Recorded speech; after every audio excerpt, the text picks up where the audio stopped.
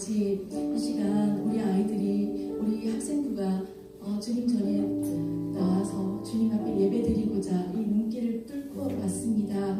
혹 아버지 하나님 아직 이 자리에 함께 오지 못하는 친구가 있다면 그 아이들 발걸음을 재촉해서 우리가 함께 주님의 이름을 높일 수 있도록 주께서 함께 해주시옵소서. 또한 아버지 하나님, 오늘 하나님 아버지라는 이름 제목으로 말씀을 드릴 것입니다. 전도사님 입술을 통해서 그 말씀이 선포될 때에 선포하는 자와 듣는 자가 같은 의미를 나눌 수 있도록 함께 해주시옵고, 이 자리 말씀 드릴 때에 마귀 사탄 틈타지 아니하도록 함께 해주시옵소서. 성령께서 이 자리에 함께 해주시옵기에 우리의 마음과 생각과 우리의 모든 행동까지도 하나하나 주관해 주시옵기를 간절히 소망합니다. 세상의 아버지 하나님, 크리스마스라고 해서 아무 이유 없이 문화적으로 받아들이고 그거 하나로 그냥 기뻐하는 것이 아니라, 우리가 정말 이 땅에 예수 그리스도가 나심에 대해서, 이 땅에 예수 그리스도가 오시게 되어야만 했던 그 이유에 대해서조차도 우리가 생각할 수 있는 성탄이 되게 해주시고, 이 한 해를 마무리할 수 있도록 함께 해주시옵소서. 이 자리 모든 영광 받아주시길 간절히 소망하고 예수 그리스도 이름으로 기도합니다.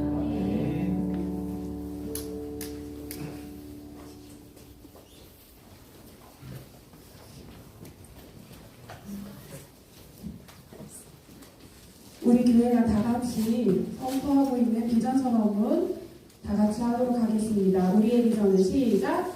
우리의 비전은 주님의 성숙한 제자가 되어 세계 열방을 선교하며 그리스도의 몸된 교회를 세우며 이웃을 섬기는 것입니다. 아멘. 자, 오늘 말씀은 누가복음 15장 11절부터 32절까지입니다.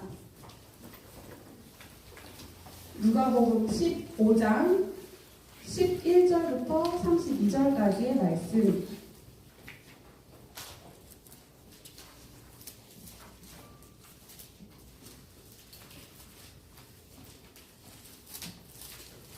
오늘 본문의 내용이 상당히 길어서 오늘은 다 같이 봉독하지 않고 성경을 펴신 채 제가 오늘 말씀을 한 절 한 절 여러분들께 설명해 드릴 테니까 말씀을 보면서,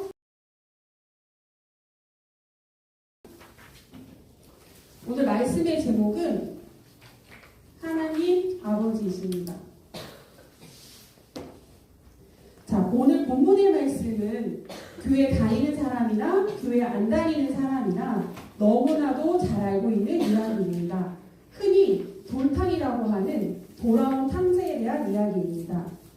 돌아온 탕자에 등장하는 인물은 총 3명인데 아버지와 큰아들 그리고 둘째 아들입니다.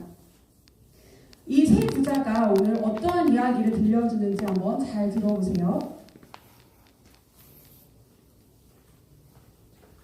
첫 번째 11절에 어떤 사람한테 두 아들이 있었대요. 그런데 둘째 아들이 아버지께 찾아가서 말합니다. 아버지 재산 많이 있잖아요. 거기에서 저한테 물려줄 유산 저 그것 좀 미리 주세요. 이렇게 둘째 아들이 아버지께 찾아가서 이야기합니다. 부모님이 건장하게 잘 살아서 활동하시는데 아들이 유산을 달라고 하는 것은 아주 괘씸한 거예요. 왜냐하면 유산은 언제 받는 거지요? 죽음을 앞두고 있을 때 유산을 받는 거예요. 그리고 유산은 누가 얘기를 하지요? 자식이 부모님한테 나 유산 주세요라고 요청하는 것이 아니라 부모님이 재산을 잘 정리하면서 자녀들한테 일러주는 건데, 여기 나와 있는 이 둘째 아들은 건방지기 짝이 없이 아버지가 잘 살아계시는데도 아버지를 찾아가서 나한테 줄 그 유산을 미리 달라고 요청하고 있습니다. 아들에게 유산을 나눠줬다고 합니다.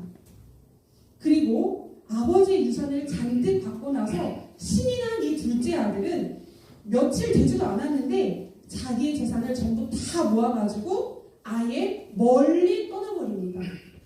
여기서 먼 나라라고 돼 있는 것은 원어로 따져보면 외국을 뜻해요. 그러니까 얼마나 화려하고 멋진 나라로 갔을까요? 그동안 머릿속으로 계획하고 그려왔던 그 환상의 나라로 떠났을 거예요. 그리고 소원대로 이 둘째 아들은 멀리 간 그곳에서 아주 허랑방탕하게 살아갑니다. 얼마나 자기가 하고 싶은 대로 막 살았을까요? 먹고 마시고 놀고 자고 즐기면서 오늘 아주 기꺼이 놀아보자, 아주 내 마음대로 신나게 놀아보자 하면서 그렇게 마음대로 살았을 거예요. 그래서 이 둘째 아들은 본국에서 노는 게 아니라 아주 멀리, 자기를 아무도 알아볼 수 없고 자기를 찾을 수도 없는 그런 먼 나라로 가서 그렇게 허랑방탕하게 지냈던 것 같아요.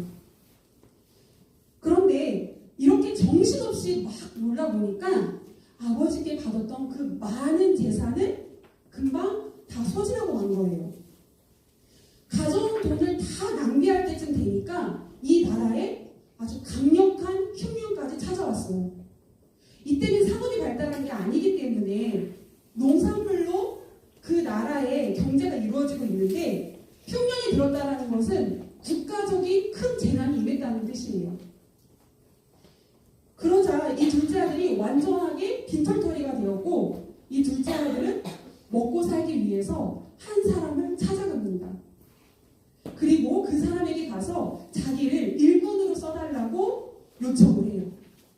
그렇게 해서 일꾼으로 일을 하면은 다만 얼마라도 벌을 수 있으니까 자기의 굶주림을 해결할 수 있겠다 싶었던 거겠지요.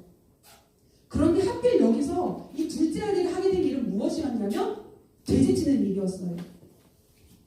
돼지치는 일이라도 하면은 그거라도 하면 좀 좋은 거 아닌가요? 생각할 수 있겠지만 전혀 아닙니다. 왜냐하면 유대인들은 돼지를 아주 불결한 짐승으로 생각하고 있거든요. 불결한 짐승으로 생각하고 있기 때문에 그 맛있는 돼지고기조차도 먹지 않고 돼지를 키우고 치는 일까지도 아주 꺼려하고 있었습니다. 그렇게 잘 살고 있었던 그 둘째 아들이 먼 나라까지 와서 돼지 치는 일을 하고 있다라고 하는 것은 아주 수치스럽고 굴욕적인 일을 하고 있다는 거예요. 그렇지만 이 둘째 아들은 굶어 죽을 수가 없었기 때문에 살기 위해서 그 천박하게 여기는 돼지치는 일이라도 하게 된 거지요. 둘째 아들이 얼마나 처참하게 살아가는지는 여기 있는 16절을 보면 잘 알 수 있습니다. 남의 집에서 더부살이를 하게 되면 최소한 자기 집에서 일하는 그 일꾼, 종들에게 밥이라도 잘 먹이면서 일을 시키는 게 보통의 인지상정인데, 이 둘째 아들은 이 집에서 일을 하면서 밥도 제대로 못 얻어 먹었던 것 같아요. 얼마나 배가 고팠는지 돼지한테 줄 그 주염 열매를 보면서 그거라도 먹고 싶었던 마음이 들었던 거예요. 우리 성경에는 배를 채우고자 하되라고 이렇게 번역이 되어져 있지만 원어에 보면은 배를 채우고자 열망하다, 배를 채우고자 탐하다라고 되어 있어요. 그러니까 그 돼지 먹는 주염 열매라도 그것만이라도 먹기를 간절하게 원했지만 탐했지만 지옥 열매조차 자기한테 먹으라고 주는 사람이 없었던 거죠. 그제서야 이 둘째 아들이 생각이 난 거예요. 아, 우리 아버지 집에는 먹을 양식이 진짜 풍족한데 우리 집에서 일하는 품꾼들은 먹을 거면 그래도 푸짐하게 먹으면서 일을 했는데 나는 이 먼 곳에 와서 굶어서 죽겠구나, 이런 생각을 한 거예요. 그러면서 이러고 있지 말자, 정신 차려야겠다. 내가 우리 아버지한테 가서 이렇게 말해야겠어. 아버지, 내가 하늘과 아버지께 죄를 지었습니다. 지금부터는 아버지의 아들이라고 불리는 것이 저한테 합당하지 않습니다. 그러니 못난 저를 아들로 보지 마시고 그저 품꾼으로라도 저를 좀 받아주세요.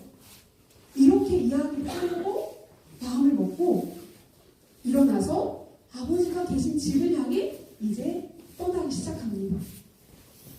분명히 처음에 출발할 때는 이 길을 떠나서 그 많은 돈을 가지고 먼 나라로 갈 때에는 아주 부푼 꿈을 가지고 아주 재미난 일이 일어날 걸 생각하고 그 길을 신나게 갔을 텐데, 다시 집으로 돌아가는 길에서는 수많은 생각을 하면서 완전한 빈털터리가 되어서 터벅터벅 자기 집으로 돌아가는 길은 매우 힘들었을 거예요. 이제 조금만 더 가면 이제 집이 올 것 같은데 아직 그래도 집이 상당히 멀리 거리가 남아있는 상태에서 아버지가 저 멀리서 둘째 아들이 오고 있는 것을 아버지가 먼저 발견합니다. 유산을 미리 다 받아가지고 떠나서 연락도 되지 않았고, 들리는 소문에 의하면 그 집 나간 아들이 청년들하고 허랑방탕하게 생활을 하고 있다는 것이 아버지의 귀에 분명히 들렸을 텐데, 그런 아들이 초라한 모습으로 저 멀리서 걸어오는 모습을 보았을 때 아버지의 마음은 어땠을까요? 보통의 아버지라면 이놈의 자식이 여기가 지금 어디라고 들어와? 내가 너에 대한 소문 다 들었다. 나갔으면 잘 살아야지, 그게 뭐냐 하고서는 야단을 치고 혼을 낼 법한데, 아버지는 저 멀리서 보이는 그 아들을 보고 마음에 딱하고 치밀한 마음이 들었어요. 그래서 아버지는 그대로 아들에게 바로 달려갑니다. 아버지의 체면이고 아버지의 자존심이고 뭐고 그런 거 다 내팽겨치고 그냥 아들을 향해 냈다 달려갑니다. 그리고 둘째 아들을 딱 마주하더니 헬쓱해지고 옷이며 머리며 모든 것들이 다 냄새나고 지저분해져 있는 아들을 그냥 아무 말 없이 꽉 안아주고 입을 맞춰줍니다. 아버지가 왜 이렇게 달려나와서 아들을 안아주고 입 맞춰줬을까요? 그 이유는 아들이니까 다른 거 다 내팽겨치고 아들을 향해서 안아주고 입을 맞춰줄 수 있었던 것이었습니다. 그동안 캄캄 무심식이었던 그 아들이 얼마나 보고 싶었을까요? 그래서 아버지는 냅다 아들을 향해 달려갔던 것입니다. 이때 아들은 자신이 아버지를 만나면 해야 할 말, 준비했었던 그 멘트를 용기를 내어서 입을 떼서 이야기합니다. 아버지, 제가 하늘과 아버지께 죄를 지었습니다. 지금부터는 아버지의 아들이라고 불리는 것이 저에게 맞지 않습니다. 그러니 아직 준비한 멘트가 끝나지도 않았는데 아버지가 매우 큰 소리로 종들에게 말씀하십니다. 22절에 아버지가 종들에게 이르되 라고 번역한 다음에 빠져있는 중요한 단어가 있는데, 재빨리 서둘러라고 번역을 할 수 있는 타키라는 단어가 빠져있어요. 아버지가 종들에게 큰 소리로 뭐라고 했냐면, 여봐라, 얼른 속히 빨리 달려가서 제일 좋은 옷을 가져오서 내 아들에게 입히고 손에는 가락지를 끼워주고 발에는 신을 신겨줘라. 그리고 살찐 송아지를 끌고 와서 우리 다 같이 먹으면서 즐거운 시간을 보내자. 이 아들은 내 아들인데 죽었다가 다시 살아났고 내가 그동안 잃었다가 다시 찾았으니 우리 다 같이 즐겁게 즐기도록 하자. 이렇게 아버지가 큰 소리로 종들에게 명령하셨습니다. 그러자 모든 집안 식구들과 그리고 일하는 모든 종들 그리고 그 집 밖에 있었던 사람들까지도 이 소리를 듣고 모두 다 같이 즐거워하였어요. 그런데 이때 아버지 곁을 항상 든든하게 지키고 있었던 큰아들은 밭에서 일하다가 돌아오는 길이었는데 이상하게 자기 집에 다가가면 다가갈수록 풍악 소리가 들리고 춤추는 소리가 들리는 거예요. 그래서 큰아들이 종 하나를 불러가지고 아니 이게 도대체 무슨 소리냐? 도대체 우리 집에 무슨 일이 벌어진 거냐? 하고 물어봤어요. 그랬더니 이 종이 뭐라고 말했냐면 네 도련님의 동생이 집으로 돌아오셨습니다. 그래서 우리 주인님께서 둘째 도련님이 건강하게 돌아오신 것을 기뻐하면서 살찐 송아지를 잡아 잔치를 벌이고 있는 중이에요. 이렇게 대답했어요. 그랬더니 큰아들은 이 종의 이야기를 듣자 너무 화가 난 거예요. 그래서 집에 들어가고 싶지가 않았어요. 이때 바로 아버지가 또 얼른 나와서 큰아들에게 권합니다. 그러자 큰아들이 아버지, 제가 여러 해 동안 아버지를 잘 섬기면서 아버지의 말씀을 안 들은 적이 있었습니까?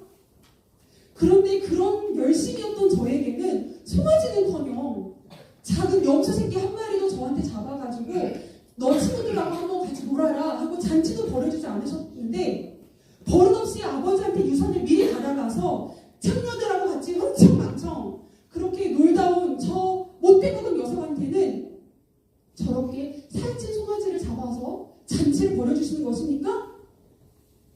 화가 나서 속상해서 아버지한테 이렇게 말했어요. 그랬더니 아버지가 뭐라고 말씀하시냐면 얘야, 너는 나랑 항상 같이 있었잖니. 그러니까 내 것은 다 네 것이야. 네 동생은 죽었다가 살아난 거고 잃어버렸다가 다시 찾았으니 우리 기뻐하고 즐거워해야 하지 않겠니? 이러한 이야기입니다. 내일 성탄절이지요. 성탄절을 하루 앞두고 우리 학생부 친구들에게 어떤 말씀을 전해줘야 할까를 계속 고민하고 기도했어요. 계속 기도하는 가운데 성탄절을 하루 앞둔 이 시점에 여러분들께 하나님이 우리에게 어떤 분이신지 그리고 하나님의 마음은 어떠한 것인지를 알려주고 싶다라는 감동이 생겼어요. 제가 여러분들하고 함께 이 학생부에서 생활한 지가 만 2년 정도가 이제 되었어요. 여러분들과 제가 계속 같이 예배도 드리고 놀기도 하고 또 캠프 같은 데 가면은 밤새도록 진솔한 이야기를 나누고 또 때로는 여러분들이 신앙의 고민이나 일상의 고민, 학업에 대한 문제로 인해서 저를 찾아와서 상담도 하기도 하고 그리고 같이 기도하면서 울고 웃기도 하는 그 시간들을 보내면서 제 마음에 한 가지 마음이 아팠던 것이 있었어요. 그것이 무엇이냐면 여러분들이 하나님이 나의 아버지라는 사실을 잘 모르고 있다는 거예요. 그리고 하나님이 우리의 아버지이신 것을 아는 친구들 중에서 정말 내가 하나님의 자녀라는 것을 잘 인식하지 못하고 잘 누리지 못하고 느끼지 못하고 그렇게 신앙생활하는 친구들이 참 많이 있다는 것이 제 마음에 아픈 것이었습니다. 오늘 본문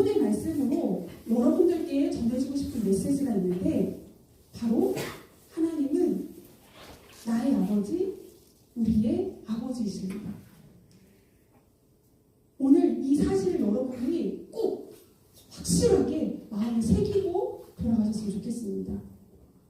여러분 모두는 한 사람도 빠짐없이 전부 다 하나님의 자녀입니다. 하나님이 진짜 우리 아버지이세요. 하나님의 자녀로서 우리가 꼭 기억해야 할 두 가지를 여러분들께 오늘 메시지로 전달해주고자 하는데, 그리고 그 메시지 가운데 하나님 아버지의 그 마음 무엇인지 한번 같이 살펴보도록 하겠습니다. 하나님의 자녀는 둘째 아들과 같이 아버지 곁을 떠나서 세상 속에서 내 욕구가 원하는 대로, 내 마음이 원하는 대로, 내 감정대로, 또는 내가 아주 큰 실수로 저질러서 아주 흉악한 죄를 저질렀다 할지라도, 또는 내 모습이 온전하지 못하고 사람들로부터 손가락질을 받는 만신창이와 같은 모습이라 할지라도 우리는 반드시 하나님께 돌아가야 합니다. 제가 이번에 이 설교를 준비하면서 새롭게 제 성경책에 동그라미를 친 부분이 있는데, 그것은 바로 17절과 18절의 도입부에 있는 스스로 돌이켜, 그리고 18절에 있는 일어나 아버지께 가서있습니다. 내가 지치고 힘들고 외롭고 큰 죄 중에 빠져 있을지라도 우리는 그것을 깨달은 그 즉시 바로 하나님 아버지께로 바로 달려가야 합니다. 지치고 힘들고 외롭다고 그 상태에 그냥 그대로 빠져 있는 것이 아니라 반드시 우리는 그것으로부터 돌이켜 일어나 하나님 아버지께 가야 하는 것입니다. 난 정말 이 세상을 살아갈 그 힘이 없어. 살 소망이 없어. 차라리 죽는 게 낫겠어. 그러할지라도 그러한 마음이 들었을 때 우리는 즉시 바로 스스로 돌이켜 일어나 아버지께로 가야 한다는 것입니다. 둘째 아들이 아버지께 돌아갈 용기를 내었을 때 둘째 아들의 마음속에 아버지께 혼날 것, 그리고 동네 사람들한테 받을 비난, 여러 가지 머릿속에 복잡한 많은 생각들을 먼저 앞세웠었더라면 절대 아버지에게 갈 용기를 내지 못했을 거예요. 그런데 용기를 내어 스스로 돌이켜 아버지께 갔습니다. 그러면 그때 이 아버지는 어떻게 해주셨나요? 아버지 되시는 우리 하나님은 우리를 전혀 나무라지 않으셨고, 우리가 아직도 아주 멀리 있는데 우리를 먼저 발견하시고 그 돌아오는 그 모습을 보시고 우리를 그저 불쌍하게 여기시며 우리를 향해 달려보십니다. 그리고 그 아들이 가지고 있는 그 모든 수치와 허물과 죄와 모든 그 못난 모습들을 다 덮어주시기 위해서 바로 새 옷과 가락지와 신을 신겨주십니다.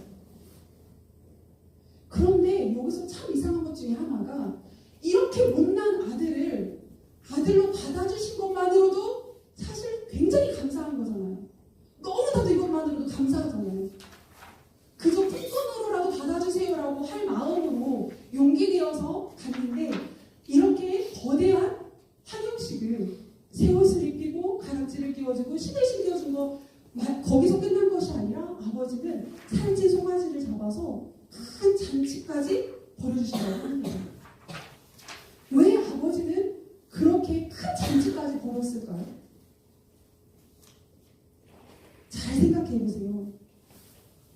집 나간 이 아들에 대한 소문은 온 집안과 이 집안에 사는 어떤 사람이라도 이 둘째 아들에 대한 소문을 안 들은 사람이 없었을 거예요. 그리고 집안을 떠나서 이 온 동네 가운데 둘째 아들에 대한 소문은 아주 파렴치하게 나쁜 놈으로, 사람들이 항상 이 둘째 아들의 이야기가 나오기만 하면 도마질 위에 도마에 놓고 아주 수근덕거리면서 이야기를 나눴을 거예요. 그러면 만약에 둘째 아들이 돌아오게 되었을 때 어떤 일이 벌어지게 되냐면, 동네 챙피당하는 거는 너무나 당연하게 뻔한 일이고, 이 당시 유대 사회의 관습에 의하면 이렇게 말을 안 듣고 자기 멋대로 하는 자식은 아무리 자식이라 할지라도 아버지가 내쫓고 심한 벌을 줄 수가 있었거든요. 그러면 이 둘째 아들은 사회적인 그런 시선, 주변에 여러 가지 따가운 시선이 있었을 것이고, 외국에서는 몸고생, 마음고생으로 만신창이 빈털터리가 되었는데 겨우 용기 내어 돌아온 자기 집, 그 본국에서는 마음이 완전히 만신창이가 되는 그러한 매우 어려운 꼴이 되었을 거예요.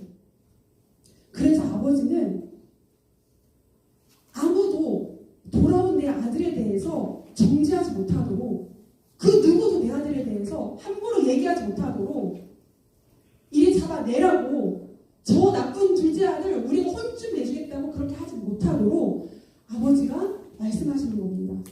얘는 내 아들이야.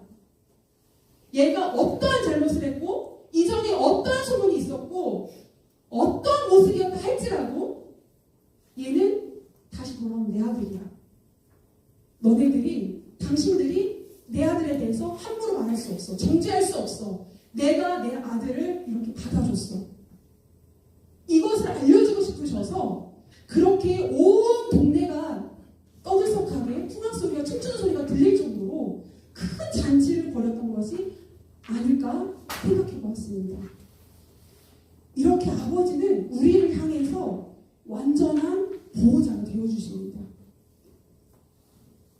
하나님의 자녀로서 우리가 기억해야 하는 두 번째 메시지는 하나님의 자녀된 권세를 누리며 살아야 한다는 것입니다. 이번에는 큰아들을 살펴볼 거예요. 이 돌아온 탕자에 대한 이야기를 했을 때 대부분의 사람들은 아버지 그리고 둘째 아들, 지나간 둘째 아들만 이야기를 대부분 합니다. 그런데 이번에는 우리가 첫째 아들을 좀 살펴보고자 하는데, 사실 오늘 본문을 같이 아까 쭉 한 절 한 절 보았지만 큰아들에 대한 이야기는 사실 많이 나와 있지는 않습니다. 여러분들이 보고 느낄 때 큰아들은 어떻게 느껴지시나요? 대부분 억울할 것 같죠. 맞아요. 대부분 사람들은 이렇게 생각합니다. 큰아들은 착하고 성실한데 뭔가 좀 많이 억울할 것 같다. 왜냐하면 차라리 둘째 아들은 내 마음대로 내가 하고 싶은 대로 놀고 먹고 마음대로 한번 해봤으니까, 그리고 아버지가 또 다시 받아줬으니까, 그래도 인생에 있어서 한번 제대로 일탈 한번 해봤으니까 그래도 둘째 아들은 좀 덜 억울할 것 같은데, 첫째 아들은 이 성경 본문대로만 보면은 뭔가 일탈도 못 해보고 그냥 그 매일의 그 굴레 삶 속에서 열심히 성실하게 착하게 살아가면서 집을 지키고 있었던 그런 아들로만 비춰지거든요. 그런데 성경을 자세히 보면 둘째 아들이 아버지께 유산을 달라고 해서 재산을 받았지요. 근데 그때 아버지가 둘째 아들한테만 유산을 준 것이 아니었습니다. 12절을 다시 한번 볼 것인데 12절에 보면 아버지가 그 살림을 각각 나누어 주었다고 되어 있어요. 여기서 이 각각이라는 뜻은 그들에게 나눠줬다는 뜻이에요. 그러니까 다시 말하면 아버지는 둘째 아들이 유산을 달라고 했을 때 둘째 아들한테만 유산을 준 것이 아니라 첫째 아들에게도 같이 그들에게 각각 나눠준 것입니다. 그리고 또 한 가지 29절을 보면 29절의 큰아들의 말을 자세히 살펴볼 건데, 내가 여러의 아버지를 섬겨라고 되어져 있습니다. 여기서 섬긴다라는 뜻을 제가 원어로 다시 한번 확인해 보았더니 종노릇한다라는 뜻이에요. 제가 이것을 보고 정말 많은 생각을 했습니다. 이 구절만 계속 읽고서는 계속 묵상하고 생각을 해보았는데, 큰아들은 아버지 집에 있었고 아버지께 재산도 같이 받았고 아버지 큰아들로서 장자의 권리도 갖고 있었고 이 집의 모든 것을 자기는 누릴 수 있었지만 아버지의 아들됨을 누리지 못하고 살았던 것입니다. 그러니까 마음에 감사가 없고 기쁨이 없는 거예요. 이 집에는 일하기에 충분히 많은 일꾼들이 있었을 거예요. 그래서 큰아들은 굳이 자기가 좀처럼 일하지 않아도 되는데 이렇게 고백을 하지요. 내가 여러의 아버지를 섬겨 아버지에게 이 집에서 종노릇 했다는 것입니다.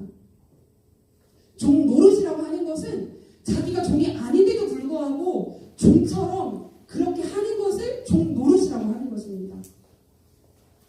자기가 정말 이 집의 장자로서 아버지의 아들됨을 누리면서 살았다고 한다면 동생이 돌아왔을 때 형으로서 또 이 집의 주인으로서 같이 기뻐하고 즐거웠어야 하는데 그런 동생을 그렇게 기뻐하고 즐거우면서 맞이할 수 있는 마음의 여유가 없었던 거예요.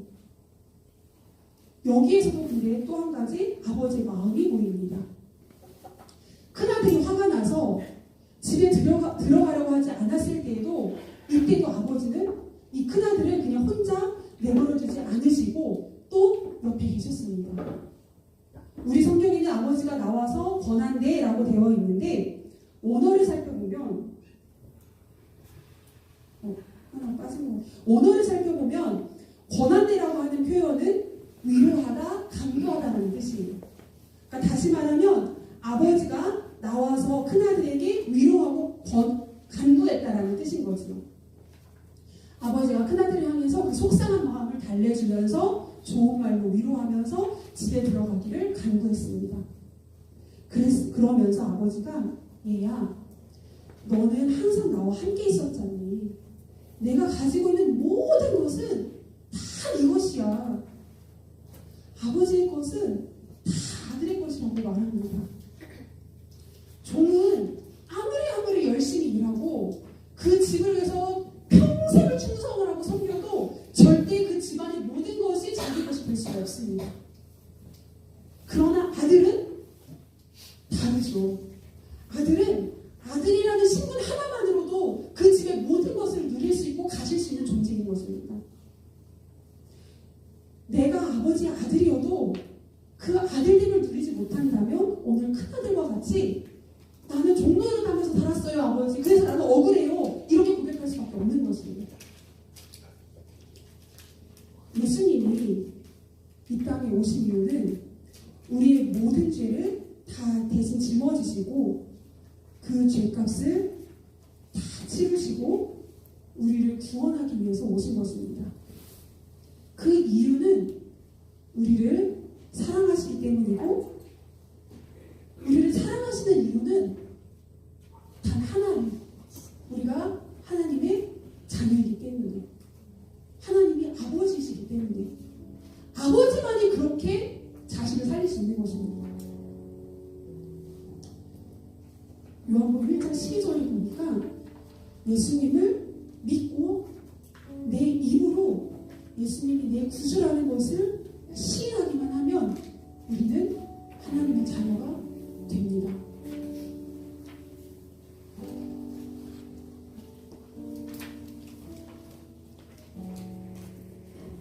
내일은 예수님의 생신이십니다.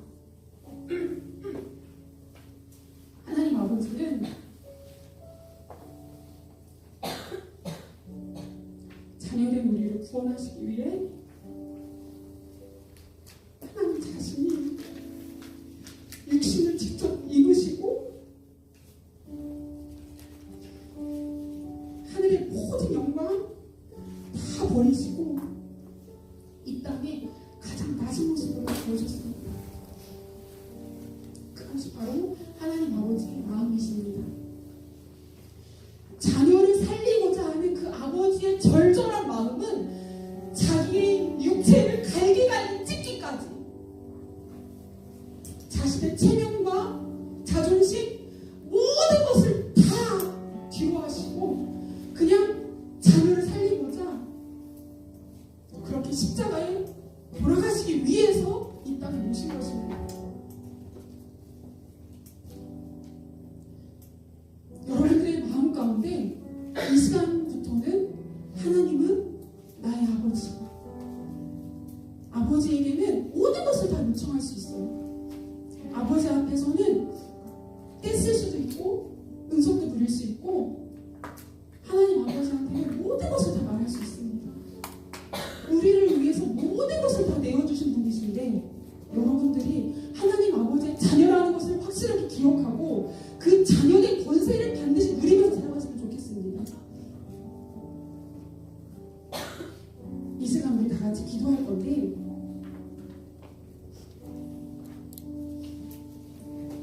오늘 들은 두 가지 메시지 둘째 아들이 용기를 내어서 일으켜 아버지 앞으로 나아갔던 것처럼 하나님 아버지 앞에 우리도 지금 이 시간 마음으로 결단했으면 좋겠습니다.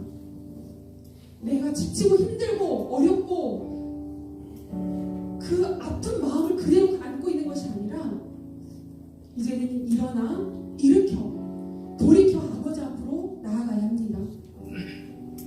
아버지, 나는 둘째 아들과 같은 탕자였습니다. 하지만 이제는 하나님 아버지 품으로 돌아갑니다. 내가 그동안 둘째 아들과 같았던 모습들을 주님 앞에 회개합니다. 그리고 내 안에 또한 첫째 아들과 같은 모습도 있었습니다. 하나님의 자녀라는 것을 잊어버리고 좀처럼 아무 감사도 없이 기쁨도 없이 돌아온 동생을 시기하기만 하던 그런 제 모습을 회개합니다.